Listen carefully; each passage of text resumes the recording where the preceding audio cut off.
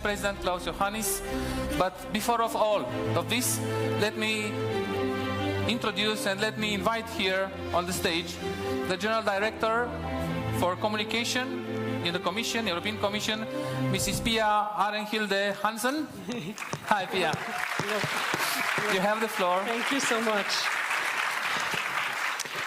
So, esteemed dignitaries and guests, and dear young Europeans, I'm very proud to welcome you to this very special Young Citizens Dialogue with President Iohannis of Romania and the President of the European Commission, Jean-Claude Juncker, at this historic moment. When President Juncker launched the debate on the future of Europe and of our European Union, he asked us to organize many more dialogues between commissioners and the citizens of Europe to get this debate going and indeed to give it traction all over Europe. 1,600 dialogues have taken place over the last almost 5 years, and that is in addition to a lot of consultations online. And you have today been discussing and putting a lot of ideas on the table on what kind of European Union you want. Tomorrow, President Iohannis and my President, the President of the European Commission, Jean-Claude Juncker, will take part in the EU leaders meeting where they will talk about the future of Europe. So this is your chance. This is your chance to engage with the two presidents on the messages that they should be taking to the meeting with the other European leaders tomorrow.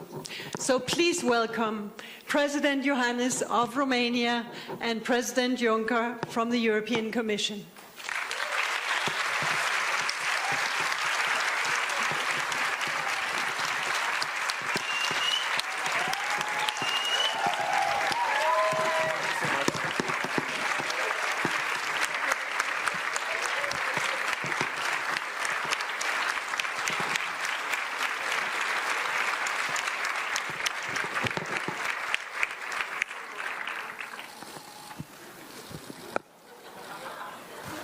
Your Excellencies, unity gives the strength. I saw yesterday on the press conference of President Juncker in Brussels, it was written behind the walls. It was the slogan of the unification in Romania, and it's good also for Europe. So with these short introductory remarks, let me introduce His Excellency, Romanian President Klaus Iohannis, to have the opening intervention for this citizens' dialogue that we are having today here in Sibiu. Your Excellency, you have the floor.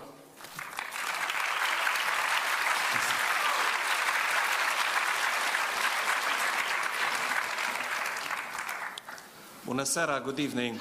Mulțumesc pentru... Thank you for this beautiful welcome.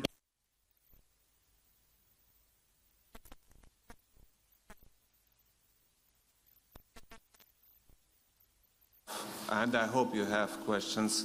We will continue in other languages too.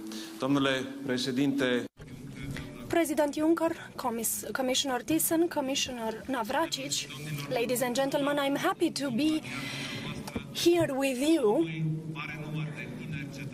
to be here with a great number of young European citizens. I'm honored to be here at this citizens' dialogue on the topic of relevant themes for the future of Europe, especially as we are here in Sibiu, a city that these days mobilizes the attention of the whole of Europe and which will reunite European leaders during tomorrow's summit.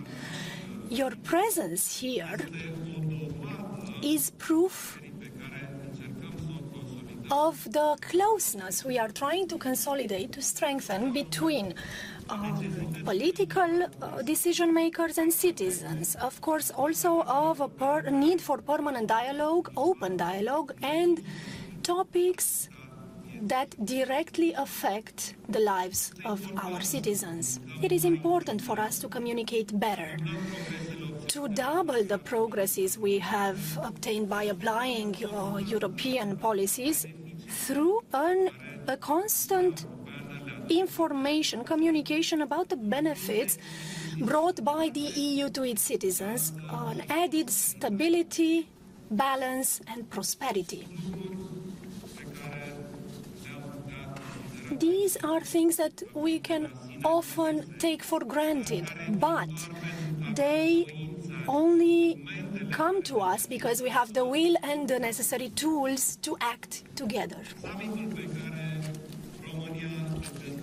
The summit hosted by Romania tomorrow in Sibiu will have to offer a clear vision for a united future of the European Union, as well as ambitious goals for the new strategic agenda for 2019-2024, which will be adopted by the EU Council in June. It's essential that on this occasion we confirm that our vision is a common vision, and that beyond any differences and specificities that are normal for each member state, we are brought together by our will to work together and to take the EU project further, as well as to find common solutions for the complex challenges of the current world. Ladies and gentlemen, in just a few weeks, EU elections, as well as the beginning of a new institutional European cycle, will majorly impact the way in which European policies will evolve in the future years. The efforts to remobilize the trust and the support of our citizens in the favor of the European project, dialogue at EU institution level between leaders and EU citizens are more necessary than ever, so that we are able to react to the challenges generated by skeptical or extremist challenges, as well as to ensure the necessary support for European policies. Ladies and gentlemen, I strongly believe that the summit in Sibiu will remain a remarkable moment in the history of the European project, a symbolic moment of unity, of commitment for Europe.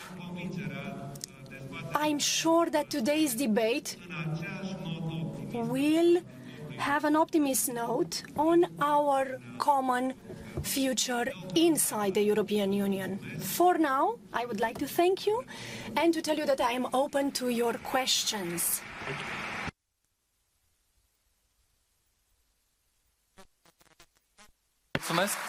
Thank you, Mr. President. You promised to build bridges in Europe when you took the presidential place in the Commission. Now you have the floor. I have the floor and I will keep it.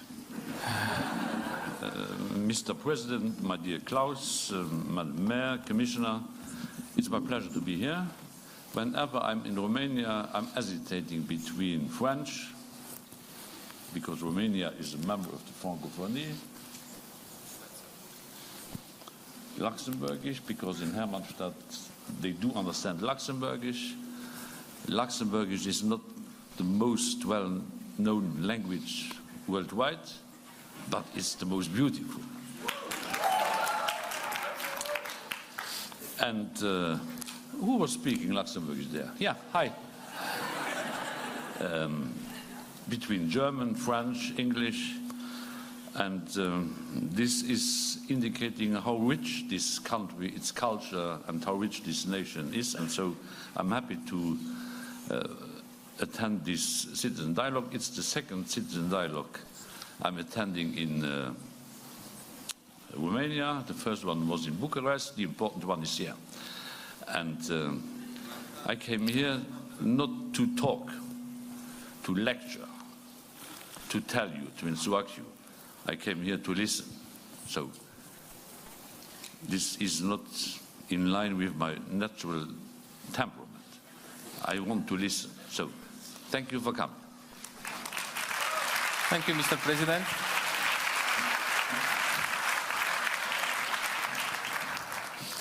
Europe is facing many challenges, but also opportunities.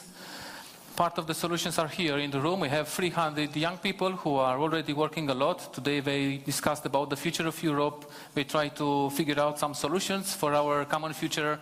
And now I will give them the floor and the microphones, one by one, of course, in the limit of the time. Please ask shortly your question and mention towards who.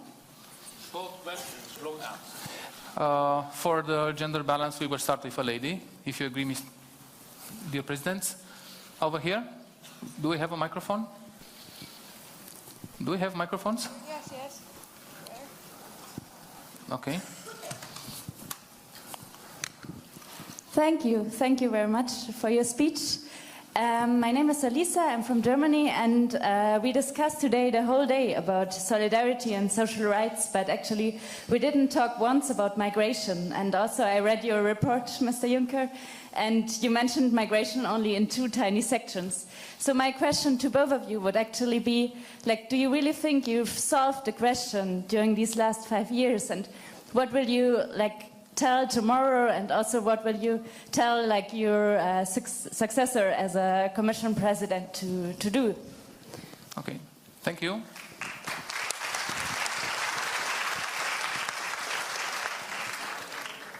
I don't like the idea that you are mentioning my successor.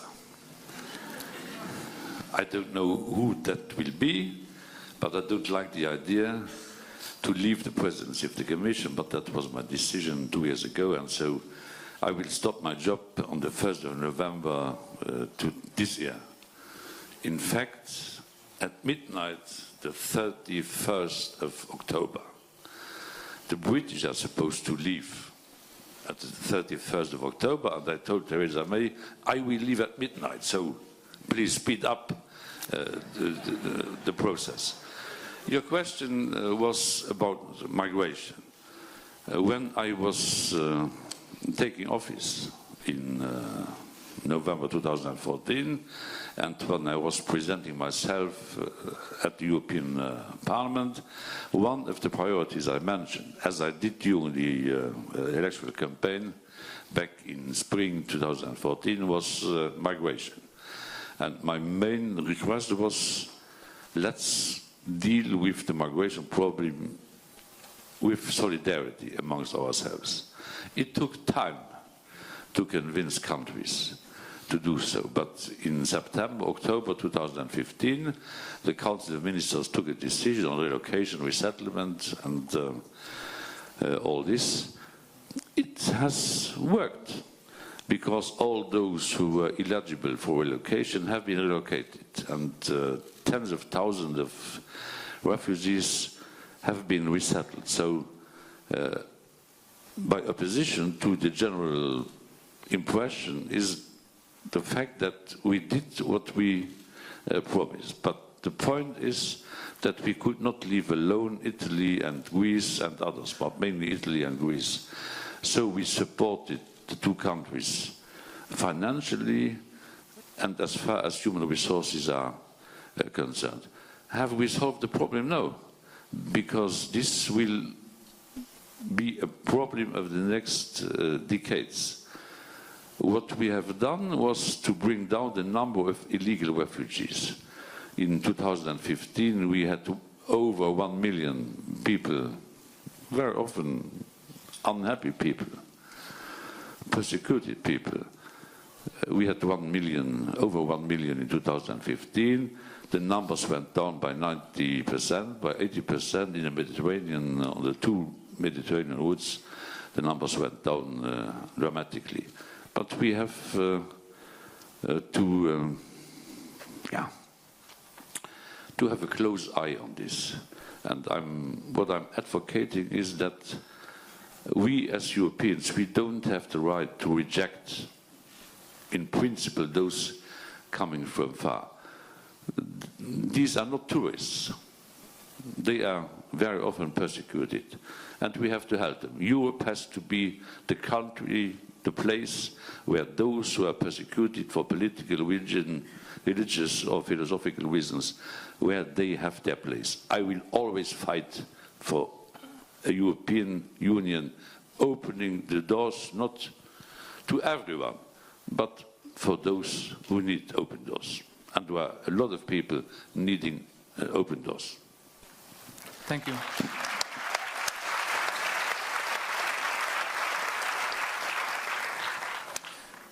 Migration is one of the more difficult issues for the European Union and for the European citizens. And I think it's time for us to be honest about this. Sometimes when I watch the news on TV or discussions, I think a lot of people get the impression that migration has been invented back in 2015. Well, guess what?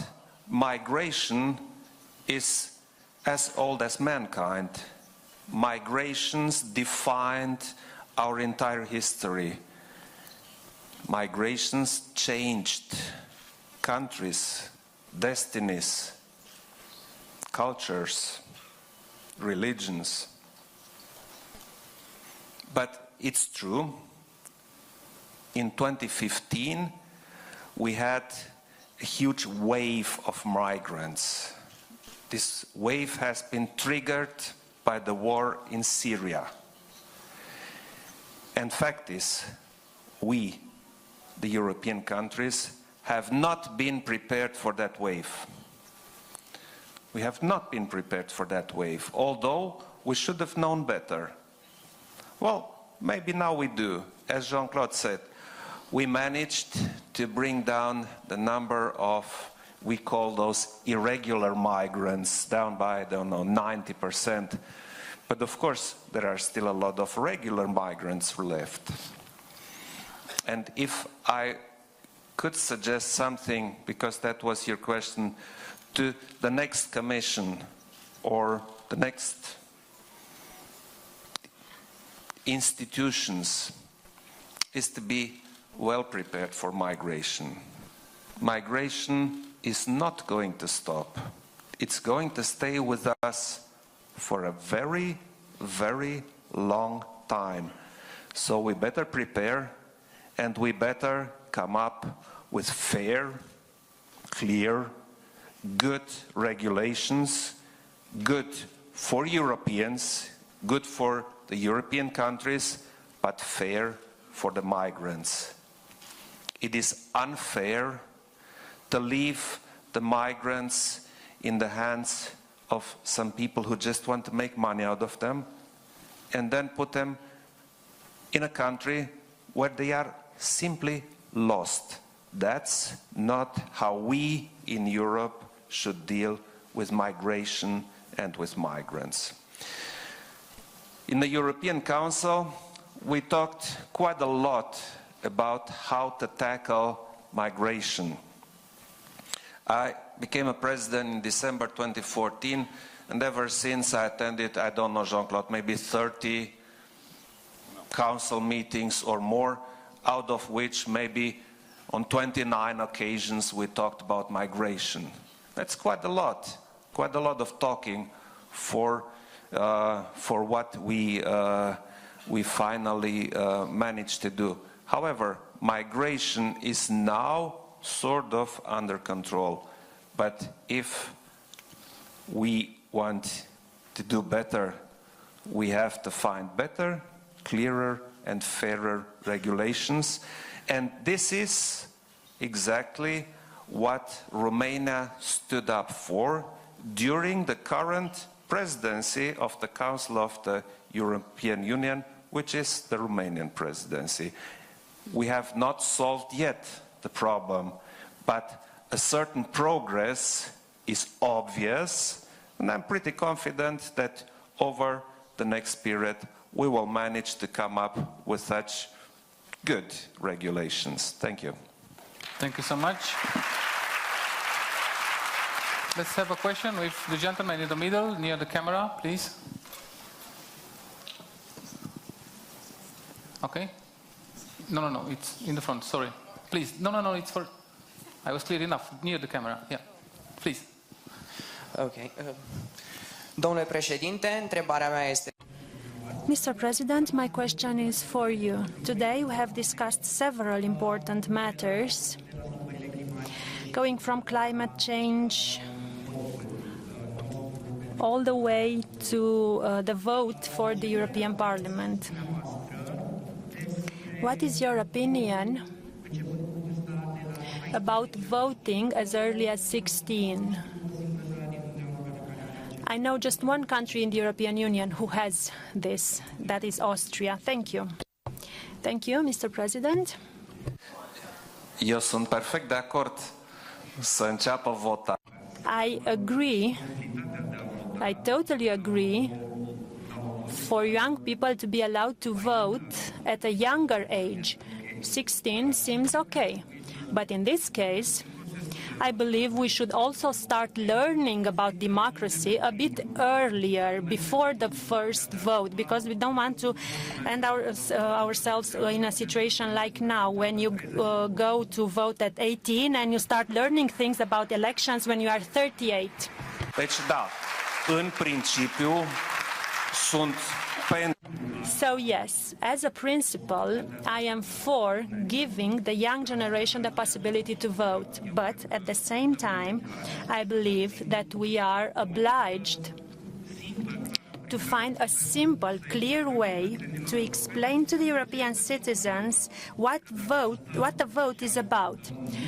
Because if we are to listen just to the politicians who are in an electoral campaign, we'll think that voting is about everything except for the thing that interests us. In reality, voting is about things that concern us. Voting is about the future of the European Union, about the safety of its citizens, about the safety of its borders, about a fair but firm control of migration, about climate, about the things that we do with our land.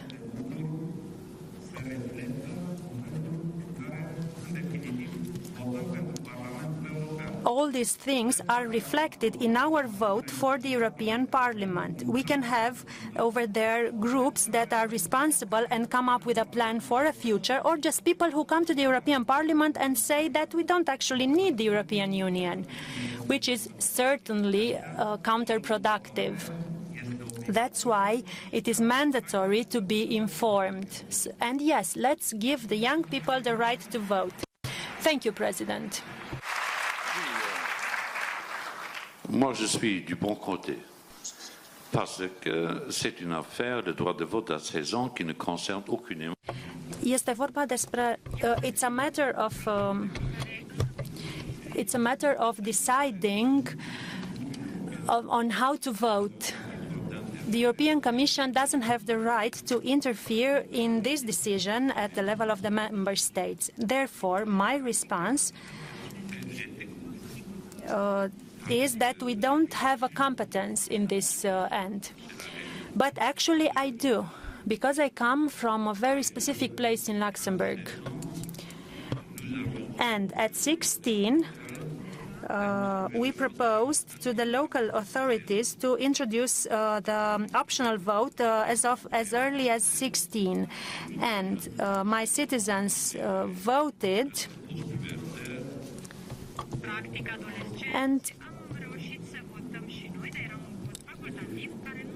But since the vote was optional, it didn't matter for the final decision. However, our vote went exactly in the same direction as that of the people with the full right to vote.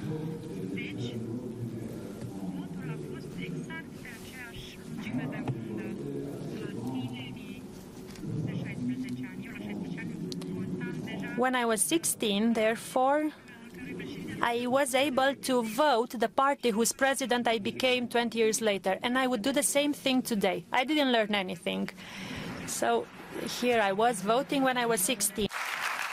E bine să știm că tinerii... Thank you, President. It's good to know that young people want to vote as soon as possible because this gives us hope for the democracy, for the European citizens and for the European institutions. A trei, aici, vă rog. The lady in the third row, please. Good evening, bonsoir, Sand from France. My question is about European transparency and democracy.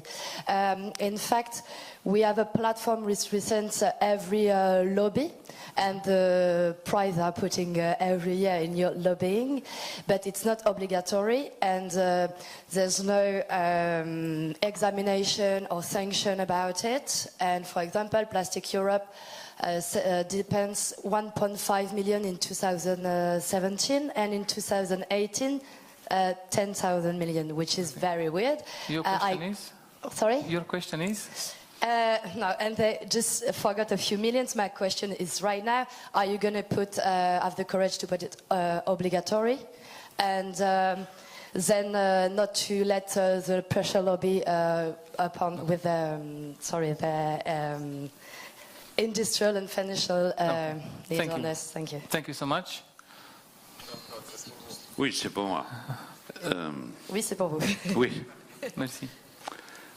Alle schwierigen Fragen sind meistens für den Kommissionspräsidenten. Insofern überrascht mich das nicht. Ich bin sehr in Sachen Transparenz unterwegs. Regarding transparency.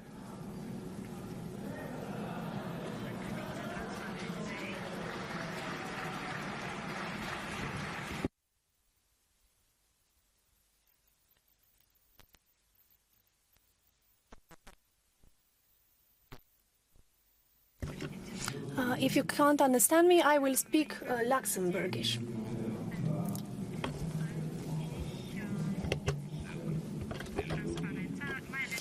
Regarding transparency and lobby, which plays quite an important role. I'm not against lobbying, but we need a way. But we need to find a way to express our opinions, because lobbying groups, as well as lobbying groups, are made up of a lot of people. Sometimes unions are lobby groups and so on. We had somebody at the level of the Commission who wanted lobbying agents to get inside, to be recorded in a register.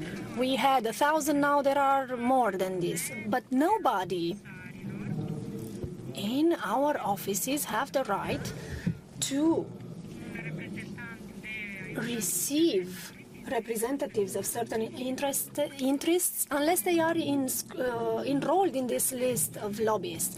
We did introduce this list because I think this is a huge benefit. The moment you want to tell people that a meeting will be made public, suddenly the number of people who want to see you drops dramatically. So whenever you want to talk to somebody, you have to make this known. So we have a total transparency, at least at the level of the Commission. We would have wanted the same transparency rules to be applied to the Council of Ministers and to the European Parliament. Unfortunately, we are the only ones who are transparent, but this must change. And I think that I have to say this, and I can say this. I can say that when a member of the European Parliament receives a visit, they have to make this public. The citizens have the right to know who speaks to whom and about what. Thank you. Please. Okay, it's not, but it's okay, please. Mr. Juncker, do you hear me?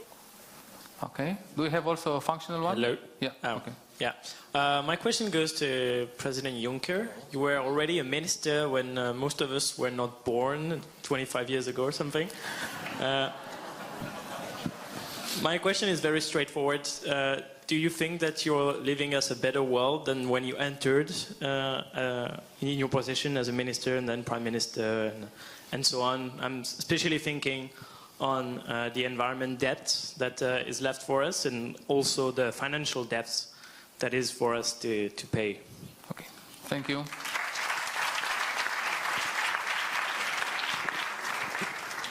I was appointed a minister in my country at the age of 27. And I served my country until the age of 59. And then I was elected President of the Commission. If I'm remembering correctly, the situation in which I grew up,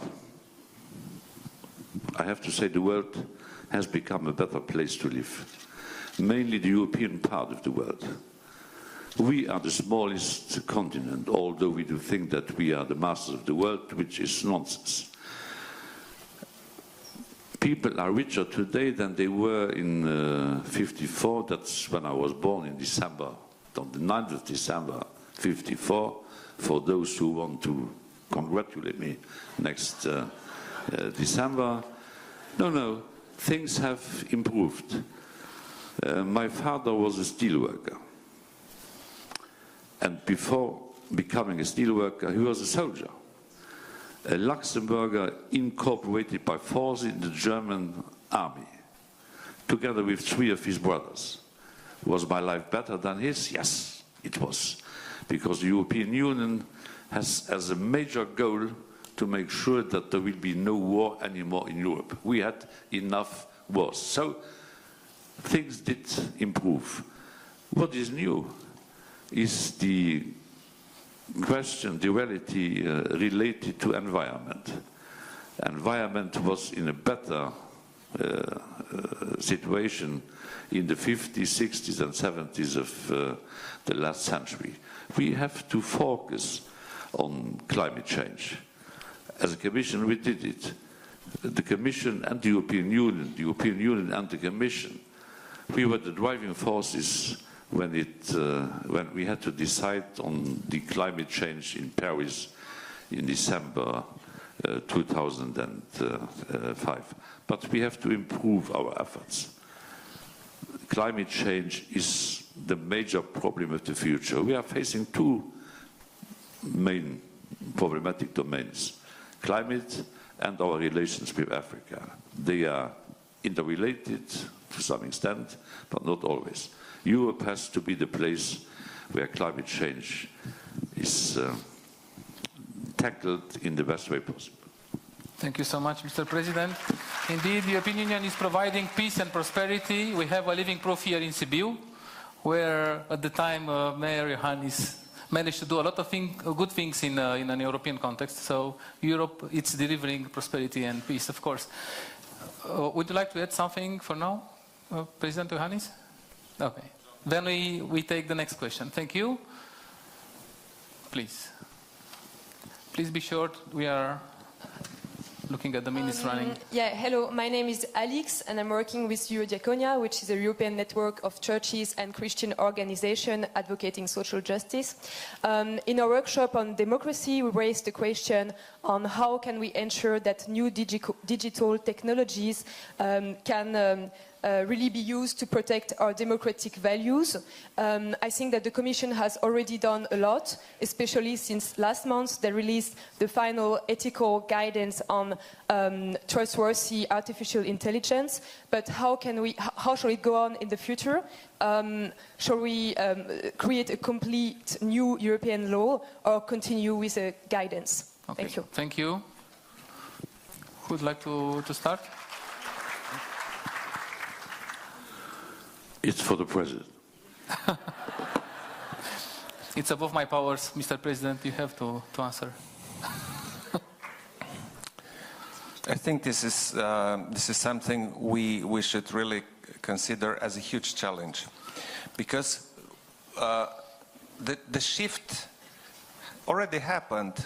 We live in a digital world. It's not something we have to prepare because it's coming in the future. It happens. And guess what? We are not prepared.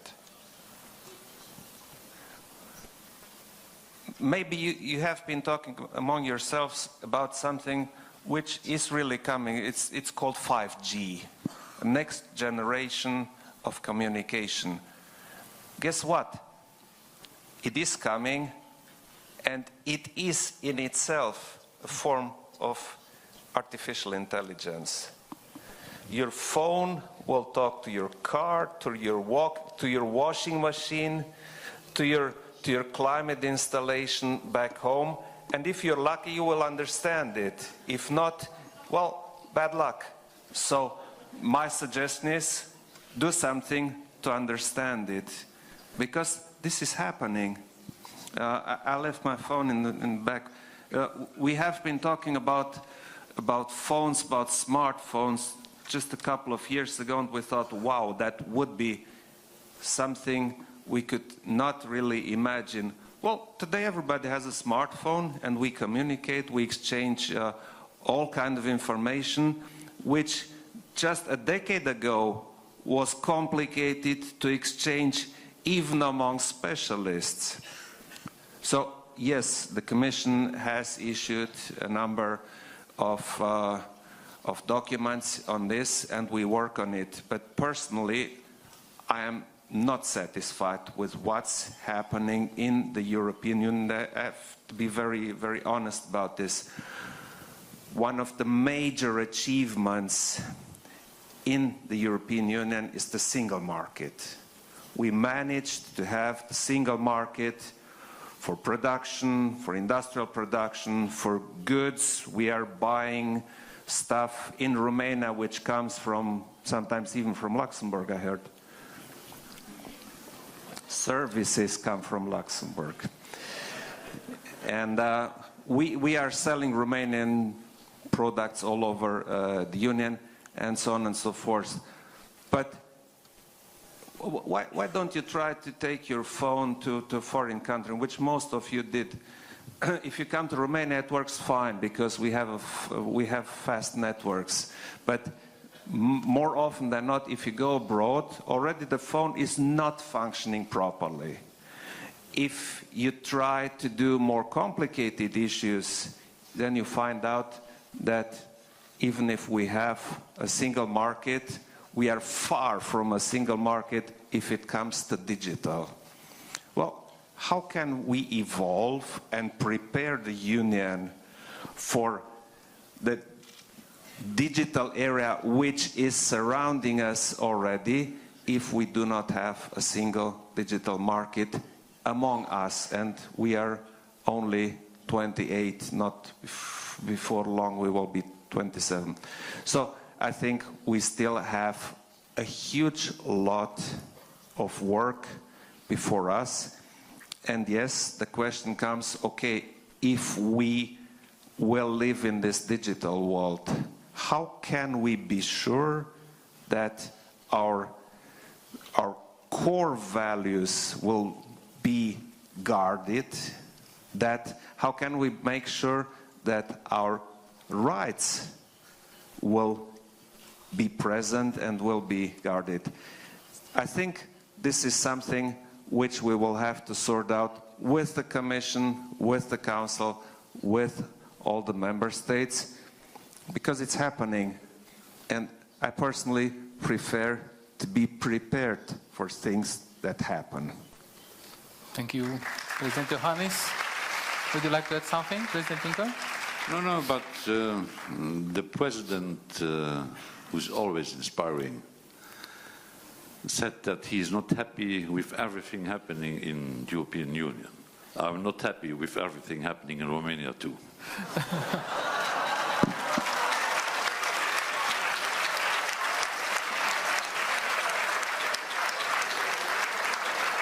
That makes two of us.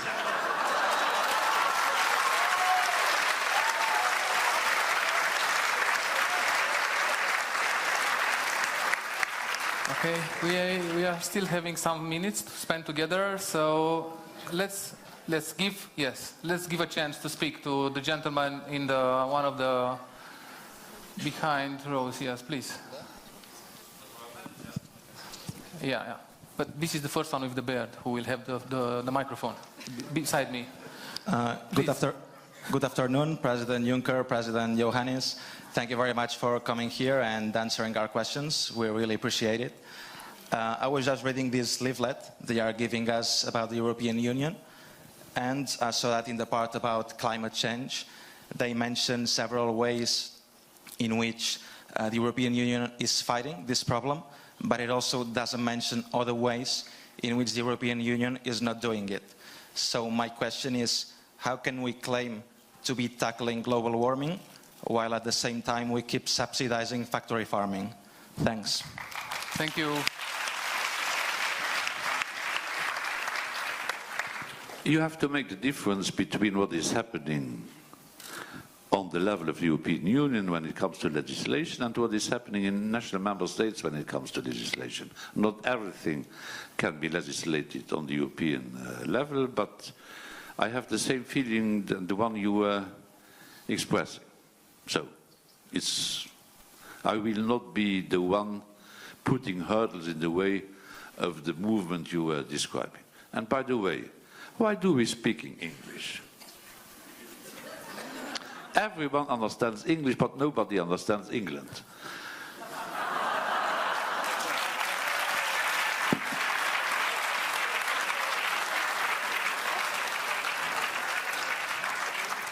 So now that we found out the language that Sphinx is talking in, English, let's move over, please. No, the third row, please. I count on your patience, and now 1 hour time. Yes, hello. Can you hear me? Perfect. Guten Abend, hello.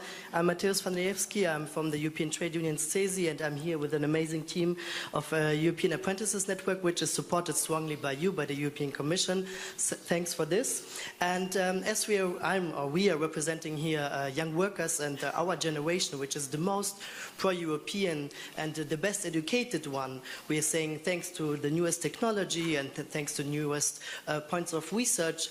On the other side, we are the generation which is suffering the most from precarious working conditions. And my question to you is how you, as the European Commission, wants to ensure that young workers are more protected of precarious work and create also a more youth-friendly labor market. Thank you. Thank you.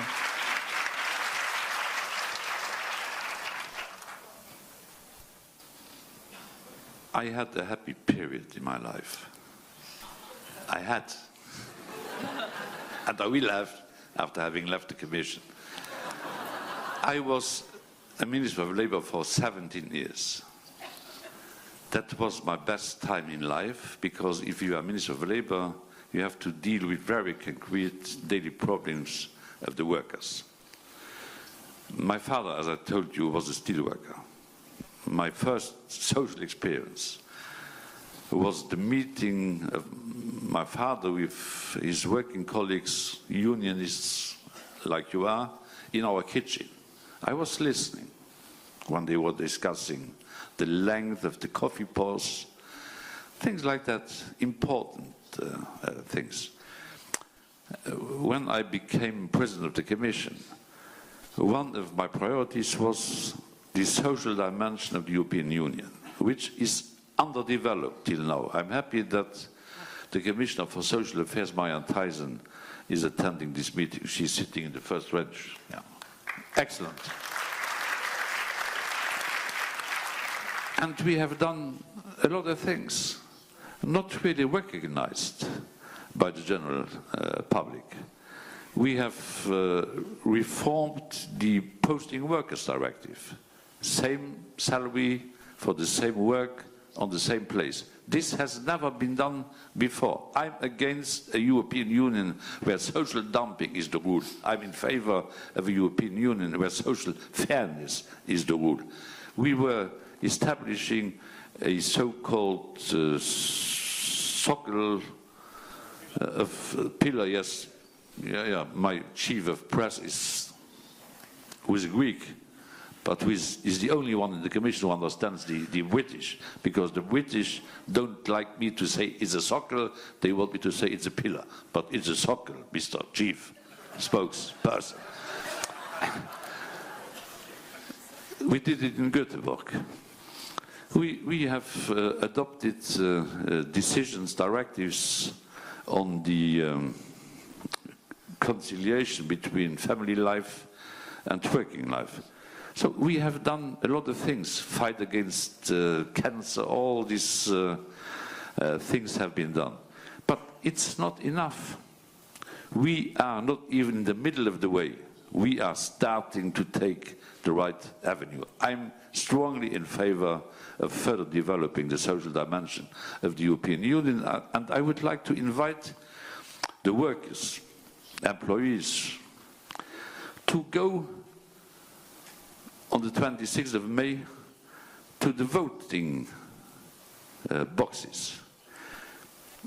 If workers are not taking part in this marvelous project called European Union, nobody will vote for them. They have to vote for themselves. And I would like to launch a plaidoyer to everyone, to vote for the European elections. And everyone has to know, this very day, I am Europe.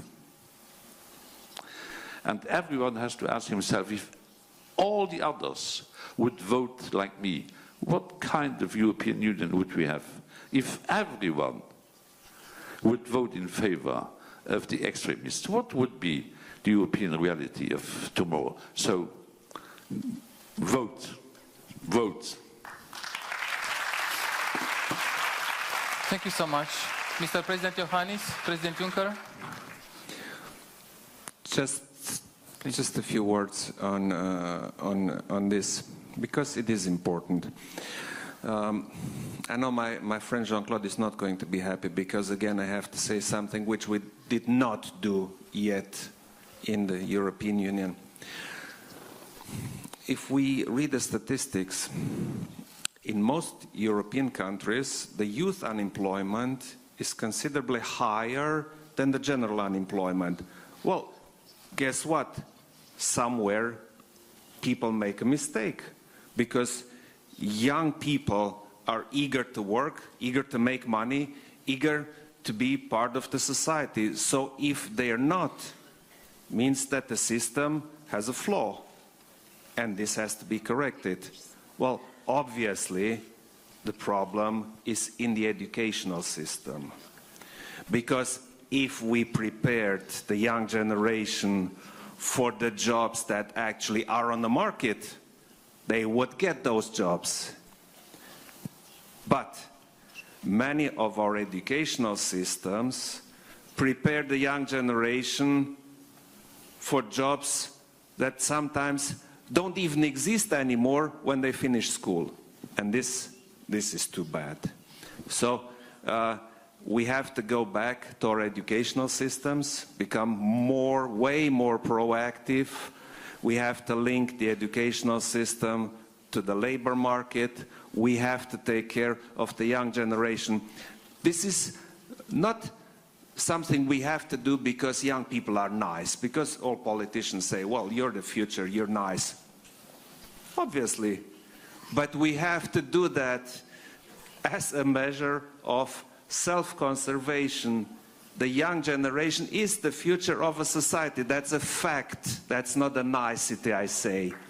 So we better take care of the young generation and do whatever is necessary to make them integrate as soon as possible. This is absolutely vital for our societies. And it is even more important for the European Union, where in most countries the demographic pyramid is not the right one. It should be this one, but it's this one. We don't have enough young people to maintain the level of our society unless we teach them more, we teach them better, and we integrate them as soon as they finish school. This obviously has to do not only with education, it has to do with fair treatment, with good conditions at work, with a number of measures which politicians should take to make the immersion easier. So all this is something we still have to work on, my opinion. Yes, yeah. After having listened to the President, I don't understand why he did introduce his remark by saying that I would be unhappy with what he was intending to say. I'm very happy with what you said, because this gives me the opportunity to remind you that during our mandate as a Commission, 12.6 million of jobs have been created. This gives me the opportunity to tell you that the unemployment was never as low as it is since the year 2000. This gives me the opportunity to tell you that the youth unemployment went down from 21 to 14%, which is obviously too high, but things have improved. And yes, the fact that our societies are becoming older is a problem, because already now, having an average age of 44.3 years, Europeans are the oldest part of the planet. And this is a fact which we have to regret. But the European Union and the Commission cannot act when it comes to these points. It's the member states who have to put into place policies allowing people to grow as populations. The Commission is not in charge of the continental libido.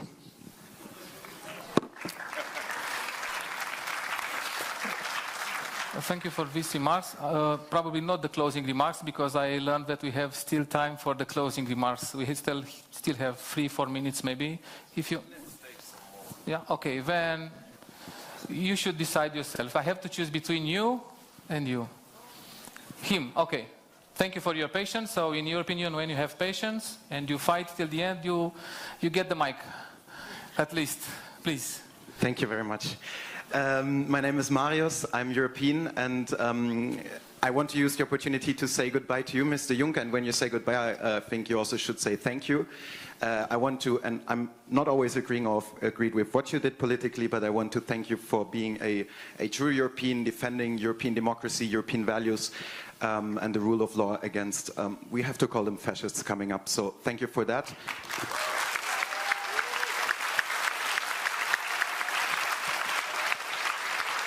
My question is, we are here because tomorrow it's the Sibiu summit on the future of Europe. And you, Mr. President, you just said young people are the future.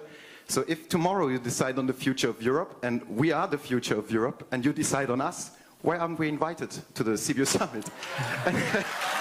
Okay, thank you. And it's not impossible, because I remember in Gothenburg, we were there. We were at the social summit in Gothenburg where we made the Stöckel, or how you called it. So the social pillar, yeah, it would be possible. So that would be great, maybe, if you could explain. Thank you very much. Thank you so much. It would be the last question, and maybe you could combine with the closing remarks. It's difficult to invite all of you, because there are already too many members attending this summit. No. 28 member states, tomorrow 27, because the British will not be there. It's promising. I met the social partners the day before yesterday in order to prepare the Sibiu summit, and I'm very often meeting young men and women, lobbyists, without indicating to the press that I was meeting them. Because these are not dangerous meetings, because we are discussing together amongst ourselves how the future will be organized. I have proposed in September 2017 to have a European Council in Sibiu, Hermannstadt, because I wanted to show that the European Union, that's not only Brussels. everyone is Brussels. I'm not alone in Brussels. Would I be alone in Brussels, things would be better, but I'm not alone in Brussels. All the governments are part of the so-called Brussels system. All the members of national and European parliaments are part of Brussels. But I wanted to show to the rest of the Europeans that it's not only Brussels, it's not only Bucharest, Paris, Berlin. The European reality is taking place here, in the cities, in the towns, in the villages. And the real reason was that I have never been in Sibiu. And I always wanted, when I was a prime minister, to visit Sibiu, because, you have to know this, it's German propaganda saying that this region and Sibiu have been discovered by Saxons. No, no, no. It was Luxembourgers. Moje na merci. President Iohannis. You know what I like best in these debates with young people? They're so provocative and they give us the possibility to come up with real answers. So let me tell you one. I hope it's real for you, Marius. I'm European too. Jean-Claude is European too, and if you were not Europeans, you wouldn't be sitting here, you would be going somewhere else, to more interesting events. Thank you for being here and staying here with us. You know what? These issues will be in the summit. Exactly this is why Jean-Claude and myself came to talk to you. This is what politicians do if they really want to have a feedback. If not, you can write a communique and that's it. So Jean-Claude and myself, we do not only need this feedback, we want this feedback. So through us, you will be there. So you have two voices in the summit of Sibiu. But you should have, and I think you have more voices, because there's a phenomenon we call democracy. Democracy goes like this. Everybody goes and votes for the leaders. The leaders go and do their best and decide for the society. Well, this is what we do in the Council. In the European Council, we, the leaders, meet to discuss about the Union. We don't discuss about our own private issues. We do not go there, believe it or not, to discuss issues of the parties we come from. We really talk about the Union and about problems of the Union. But of course, we do not go there by our own will. We go there because we have been elected. So if you want to have good leaders in the Council, go and vote. Thank you so much, President Iohannis, President Juncker. And now let me invite you for a big family group photo here downstairs. It would be complicated. So it was the idea to have together all the proof of this dialogue to get into tomorrow in the council meeting, together with this photo. We should, yeah, please. Mergem, sigur, da.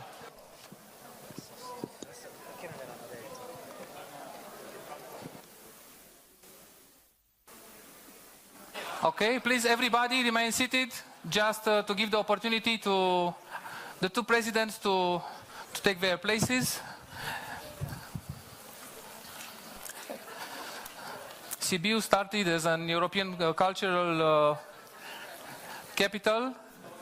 Now it's a gastronomic capital, so I hope you will enjoy this. But in the meantime, let's have the...